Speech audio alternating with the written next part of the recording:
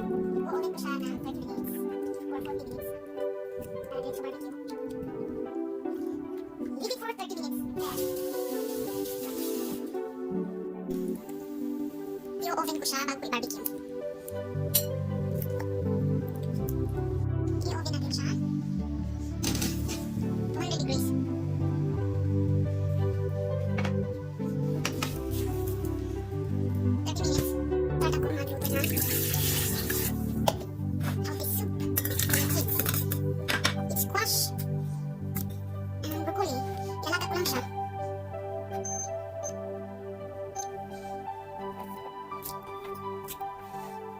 Pakukuloyin ko siya ng lumambot.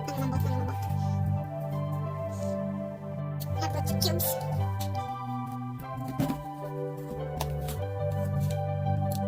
All-purpose seasoning. 5 in 1. So I leave it here for 30 minutes.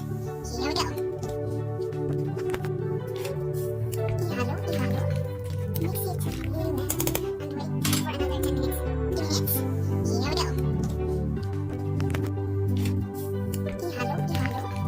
Mix it really well and wait for another 10 minutes.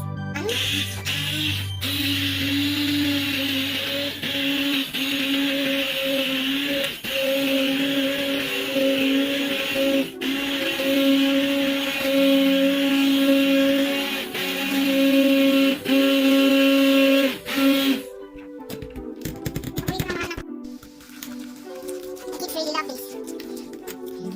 They won't recognize that it's veggie and squash and broccoli. I can add some more cornstarch just to have the best texture.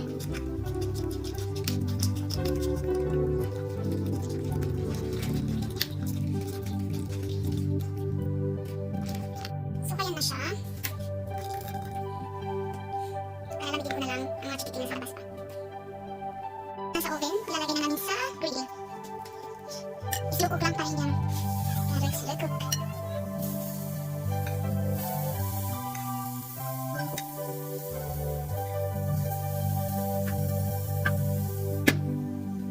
Bugi na asawa ko.